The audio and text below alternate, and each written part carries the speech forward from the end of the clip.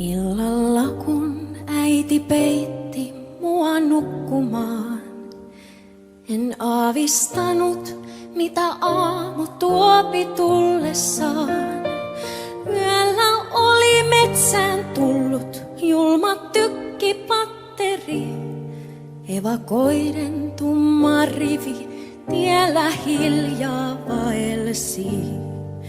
Selvään kuului sodan pauhu rajan pinnassa. Epävarmuus jäyti karjalaisten rinnassa. Martti tunti lähtöaikaa meille silloin annettiin. Naapurimme heinäkärriin kalliit nyytit kannettiin. Häipyi rakkaat mannut sekä kotikujan pää. Sinne kattoin päälle oma taivas länttiä. Kyydeleiden määrää en vain enää ole muistanut.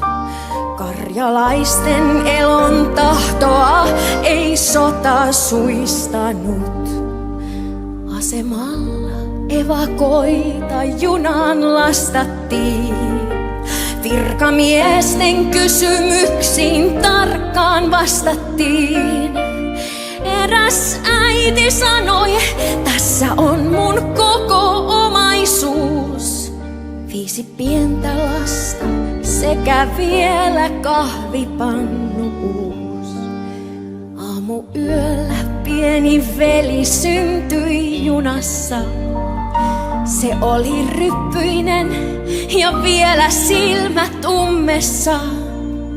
Latattoivat taivaan mannaa, kuumaa kauravelliä.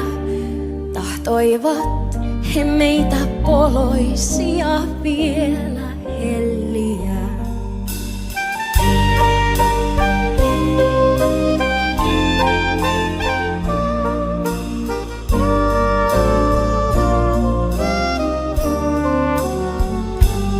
Kolmen päivän päästä oltiin päätepaikassa. Karjalainen kansa seisoi huutokaupassa. Isännät kun evakoita sinne kyytiin mättivät. 5 lasta sekä äidin sinne tielle jättivät. Mekin mentiin siitä kunnan taloon asumaan. Vuoden päästä päästiin omaan mökkiin muuttamaan. Kirje tuli isältä, mie pääsen pian siviiliin. Tulikin ja kirkon viereen sankarhautaan siunattiin.